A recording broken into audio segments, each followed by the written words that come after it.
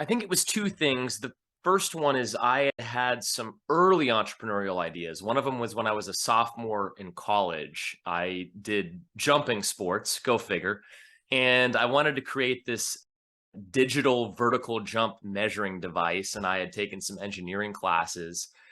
And I went to one of those invention submission corporation offices, the ones that advertise on TV will help you with your invention. And I'm 19 years old, so I'm feeling good about taking the initiative and trying to get this thing figured out.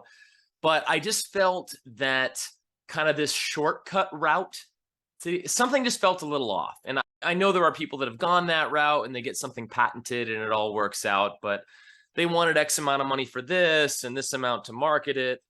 And so when I got injured in 2011, it was difficult to manage mentally. But one thing that I did realize I had was quite a bit of time. And the entrepreneurial itch from that original idea had stuck with me through all those years. It burned like maybe that wasn't the right avenue, but I really wish I had created this product that solves a problem for me and all the things that I enjoy. So I think the ultimate impetus to get over the fear was, oddly enough, more of a fear that if I didn't take this opportunity to try something, I'd really regret it. So ironically enough, it was the fear of not doing it that pushed me over the top to give it a shot and going for it. So you were injured and you were in the Navy, correct? Yes. And so during the time you're developing the idea for the product and the service, I think it's both. Maybe you can correct me. Were you working somewhere at the time? Were you on leave? How did you spend your time? Sure. I started working on it as a side. I don't know if side hustle had been coined back then, but in essence, a side hustle. And because it was a fairly serious injury, I was still active duty in the Navy and I still had certain duties, but I couldn't fly. I couldn't work out. I was limited in my capacity. And that allowed me enough time to be able to start to get the idea off the ground, to take the nights and weekends. And it was actually a part-time job until 2016. So I launched it in 2012, and for Wow. 4 years up through 2016, I was still active duty in the Navy. What was your revenue like during those first few years? So the first year was about 7 months, and it was $57,000. And what's interesting about that is that it had actually greatly exceeded my expectations. I I was say you going should have to been happy about that. I was, and I went to go incorporate as a business, and the individual, the accountant that was going to help me with it said, just rough estimate, ballpark, what do you think you'll sell in the first year? And I told him $3,000. That was my target. And you kind of have a little bit of that imposter syndrome and you don't know how it's all going to pair out. And then the first time I ever used an accountant, I had booked a $10,000 loss on $57,000 in sales. And he said to me, if I were you, I would never go on Shark Tank. And Mm. I said, that's an interesting but random comment. Why not? And he said, because I don't think they'd take you seriously. At some point, you're going to need to make money in order for the IRS to consider this to be a real business. And Right, at some that point. bothered me so Yeah. much. And it's the little experiences like that that I think make us resilient and motivate us. But yeah, it started with 57K that first year. Wow, that's quite the comment from that person, and that would get me. I would be like, "You know what? I'm gonna prove you wrong. I'm gonna do incredibly well, and I'm gonna go to Shark Tank. I'm gonna get the offers, and I'm gonna turn them down." That's Exactly. exactly what would happen if that happened to me. So, the next question I had for you, which we didn't really talk about, but how long from the idea of your product to actually selling one? Yes, I remember the dates fairly specifically. So I got injured July 1st, 2011, and I was so, I think, I don't want to use the word, I'm very cognizant of mental health and things of that nature. So I don't want to use any like clinical term, but I was in a very despondent state. I was so angry at myself around the injury. And so in order to snap out of the negative mentality, I got surgery on July 11th. Within that first week, I had a notebook out with ideas. Wow. And the way that the process went is I was newly married and I had 5 or 6 different ideas. Frankly, I don't remember what the other ones were. I wanna I find that notebook. Yeah, I know. I feel like it's got to be somewhere. I got to dig it up because I'm curious if any of them were any good. But what was interesting is when I ran the ideas by my wife, she's very direct. She's always never been afraid. She's supportive, but she won't tell me something that she thinks that I want to hear.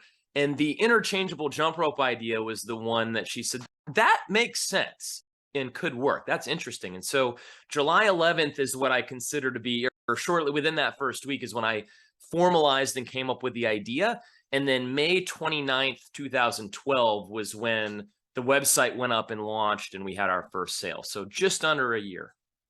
Okay. And so are you manufacturing locally in the United States? Did you go overseas? What was that for you, that journey of discovery?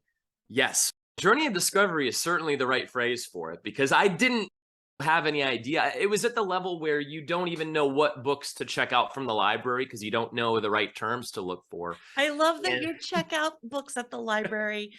Seriously, I mean, we're such a Googleable society now that going to the library seems ancient, but it is an incredible resource. it's a different way for discovery and the level of content that you'll find that you still can't find it on the internet the same way that you find it in the library. So that was my early business lessons and teaching on everything from I drafted my own provisional patent the first time through. I would not recommend that upon anyone else, but you're trying to stay as lean as possible and you're learning along the way. And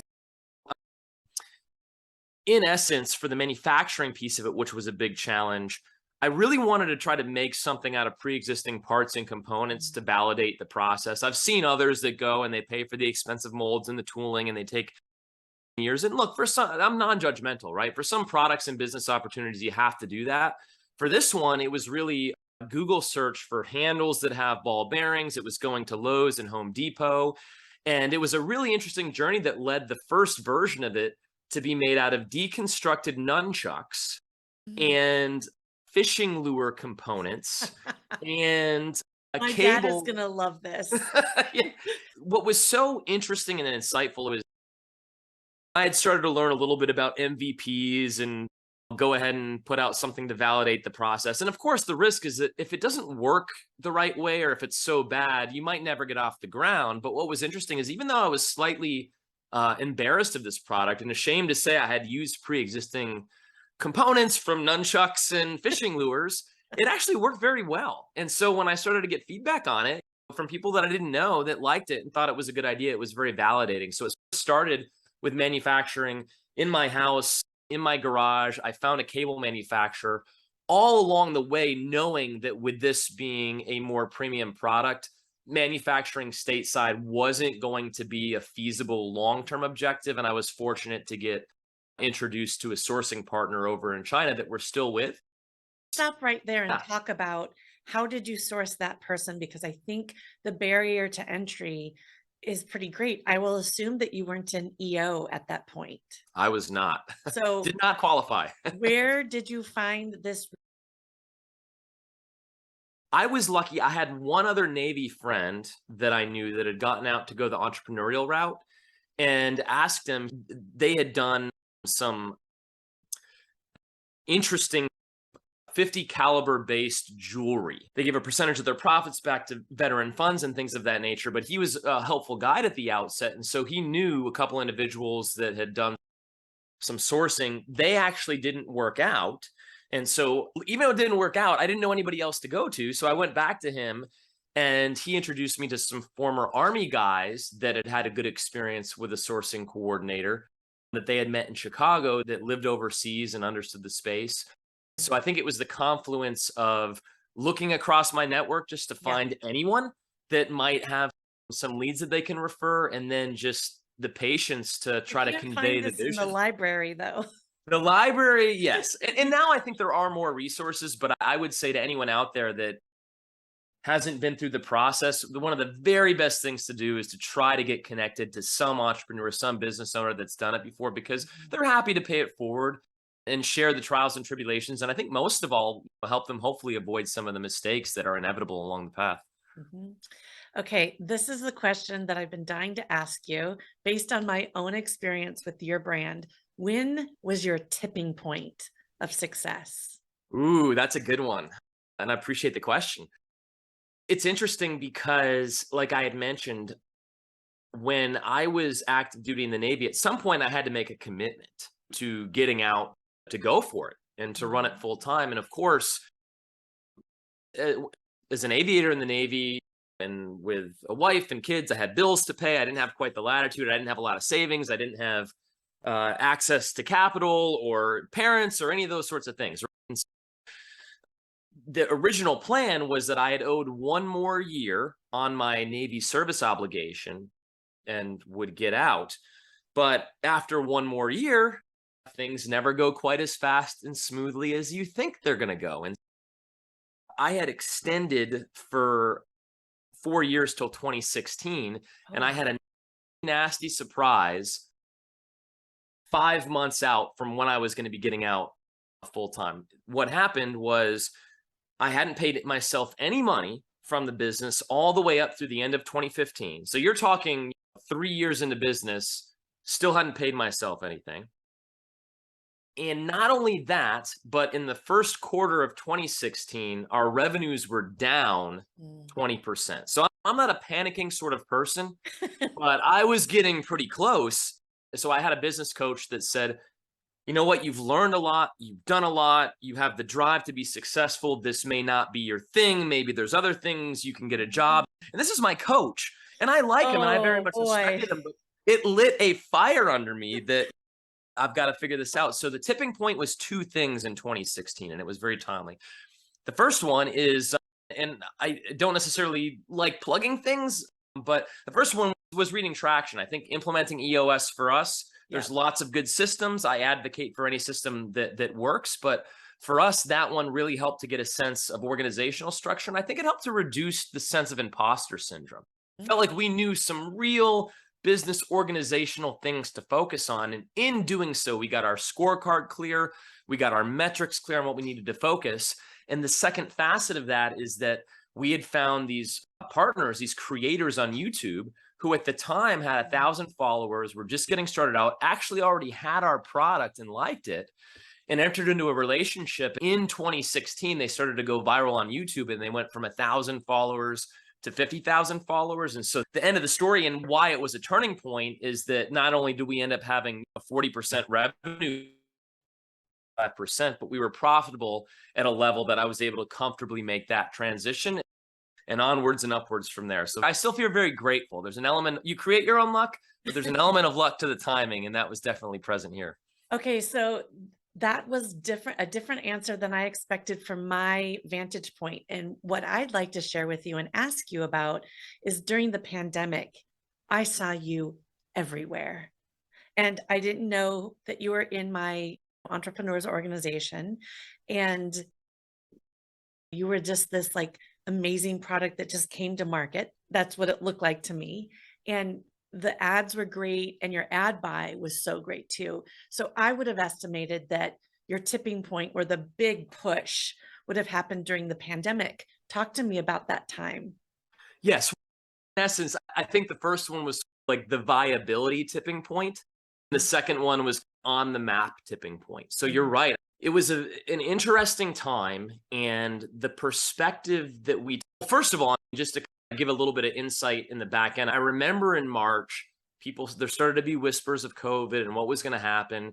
And I don't know if you remember, Natasha, but it was like right around like March 17th. I remember March 15th, 16th, 17th, there was the Laker that got COVID, and Yeah. then there was some of these big names, So and so David, on something that happened. date, on March Yes. 17th, we had planned a $500,000 event planned for over 800 people that had to be canceled. Oh So my that god. date burns. Well, and that's one of the, I think, really sort of paradoxical things about the impact of COVID on different businesses, because there's not really words to describe or encapsulate the type of experiences, largely negative across the globe, that will go on and have second and third order effects for years and years to come. And for us and for some other businesses, that's what put us into this weird spot of wanting to be helpful and supportive and not celebratory of something that was adverse, but taking the perspective that we offered something that hopefully was a positive impact at an adverse time, Mhm. and that the incidence of COVID really served as a megaphone for what we were already doing. We didn't change our tactics or our strategies. We didn't try to take advantage of the situation. We simply felt like we had a platform where more and more people were interested in this idea of how they could get an effective health and wellness and fitness routine at home, maybe with a form of training that they hadn't experienced before. And so really, if you take mid-March to mid-May, our sales 10x. And it was just like, Mm, I think it's hard that's for pretty people to fast. fathom. Really It's fast insane. within the pandemic timeline that Yes. people picked up on that, because during those months, we were still being told 2 weeks, couple more weeks, couple more, maybe 2 months. There was no, like, huge gloom and doom yet, but that's amazing. So let's talk about what happened the rest of the next couple of years. Yes. Well, I think what I've put a lot of reflection into is that, first of all, the importance of humility is because the pendulum always swings both ways.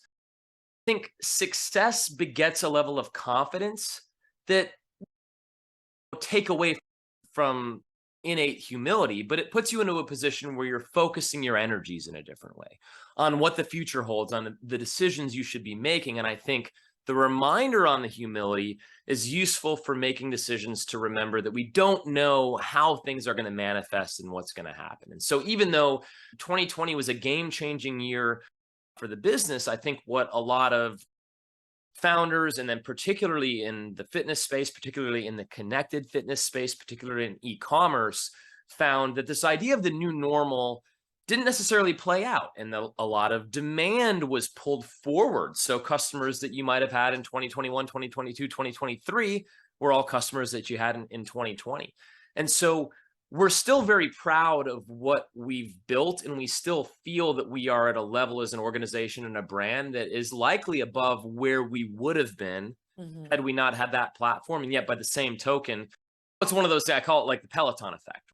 If anybody's followed I Peloton wasn't stock, gonna mention it, but and I've got no qualms. It's rising tide raises all ships. I sure. believe anybody contributing to health and wellness in whatever capacity is doing something positive. And you have to face the realities of competition in a marketplace. But I think when you look at them as the bellwether in the space, and you see the market cap peaked at 50 billion and it's slightly under 4 right now, and that may not be directly relevant to all other connected fitness or all other health and wellness spaces, but it certainly is a reasonable representation of the overall macro factors, because people want to go out and travel, and Oh, maybe yeah. healthcare is in different places and locations. And so we've had a lot of great opportunities to really refine and think through what our growth strategy is going to be moving forward. Were you the highest revenue of all time in 2020 and 2021?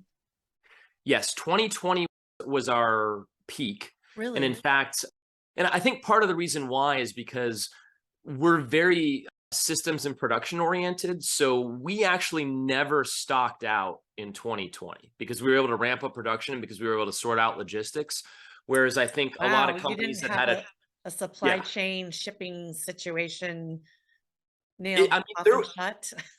there were challenges, but one advantage that we had is that even though air freight rates had gone up so much, customer acquisition was so inexpensive in 2020 that we Yeah, it could was a pay. teeter-totter balance. Exactly. We could afford to pay for whatever we needed to fulfill the demand. And once we were able to get production ramped up, 2020 was a peak, down a little bit from that in 2021. And we think that this year will be somewhere in the realm of where we were in 2021, maybe down a little bit, but with a lot of exciting things on the horizon. And I think a conviction around the idea that this is a category expansion opportunity, right? There isn't an established jump rope market. That's a joke, right? It's more of this idea of, could jumping rope be something that fits in with somebody's health and wellness routine? Because there's a lot of amazing benefits, and we look to deliver the very best experience.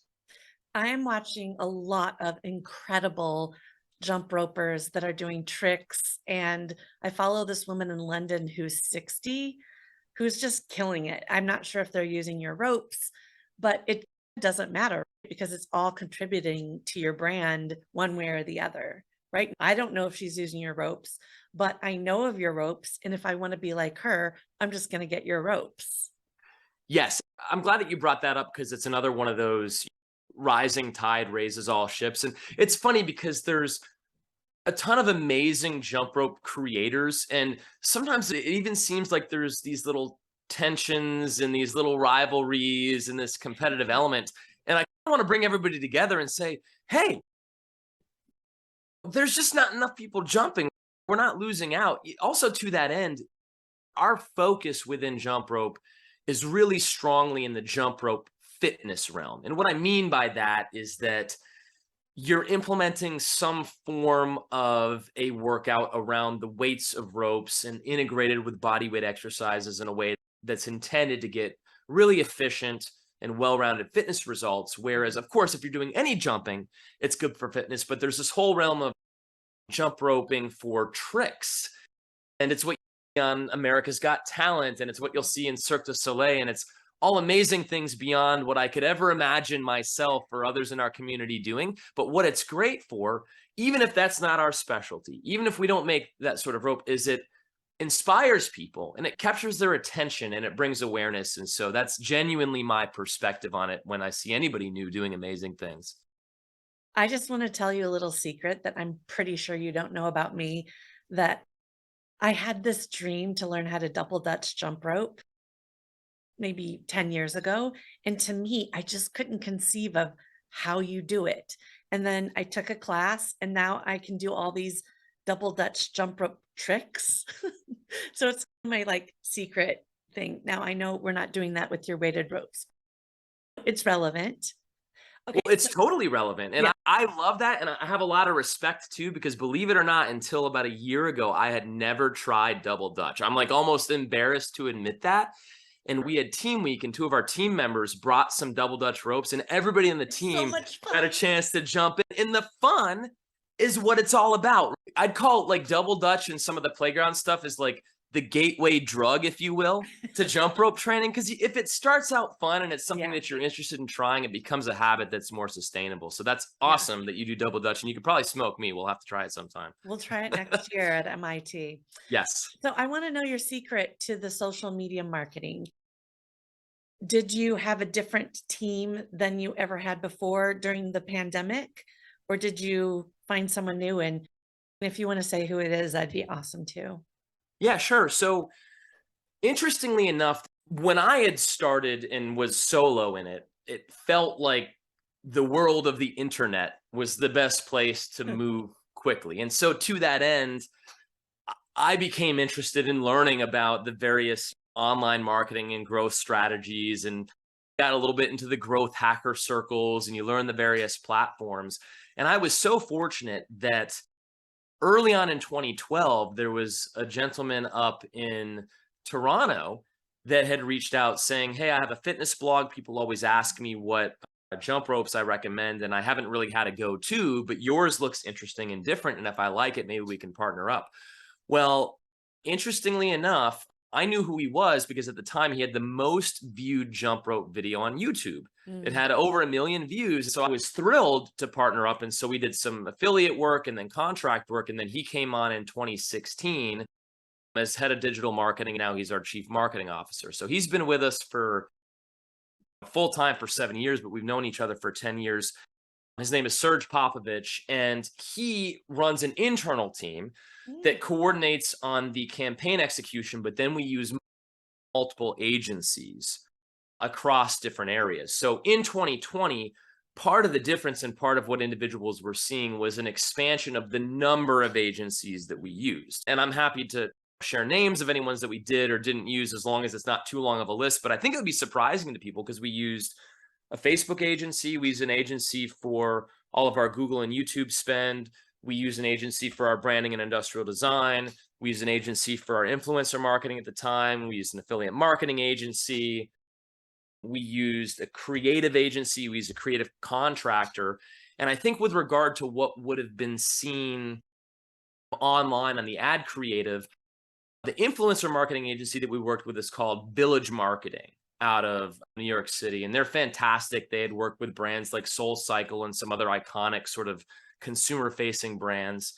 And we don't currently work with them, but not because they're not great, just because as everything started to come back down to reality, we wanted to make sure that we learned that skill set internally.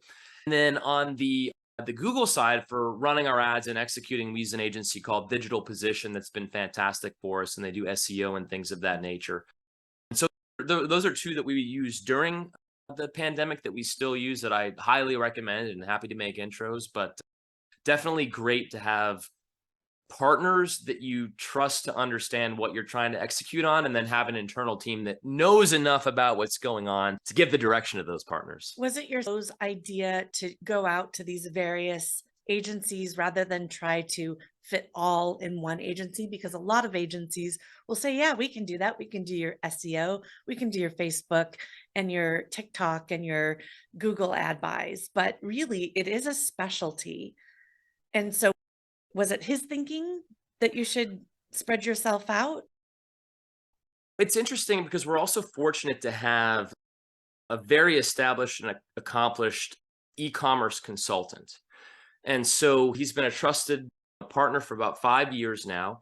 And he works almost exclusively with consumer facing brands. And what is amazing is he has a good sense of the relative skill level and capacity of the various agencies. And then he has the blueprints from the clients that he works with that have used them, that have had adverse results versus good results. So when we enter into strategic discussions, we look at our relative spend plan in the various areas. And a lot of times, if we feel like we're going to invest enough in creative, in Facebook, in Google, in TikTok, once we feel the spend level is commensurate to, I think, meet the prerequisite spend amounts that make sense for an agency, he'll make the introductions and recommendations. But we're all believers in doing our best to learn and understand it at the outset, and not just abdicate it and say, hey, we don't want to know about this, we don't do that.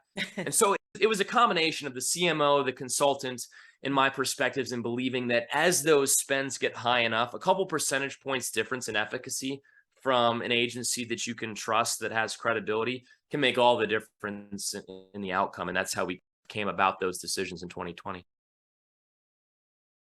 The last question I want to talk to you about is, you have a successful business that really grew over the pandemic, and it's settling into itself now, right? Because you have to face the new reality.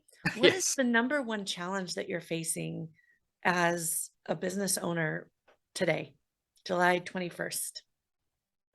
I think in broad terms, it's interesting to have to manage a lot of inflationary pressures on the expense side. At the same time, you're recalibrating it for a contracting environment at a very broad level, but it's not one set thing. We have a great culture and a great team and great people, but there still is inflation, and there's still a lot of pressures within the job market, and they all deserve to be valued and treated and compensated properly. So it doesn't matter that business is contracting in terms of the value that they bring and deliver. So that's definitely a challenge.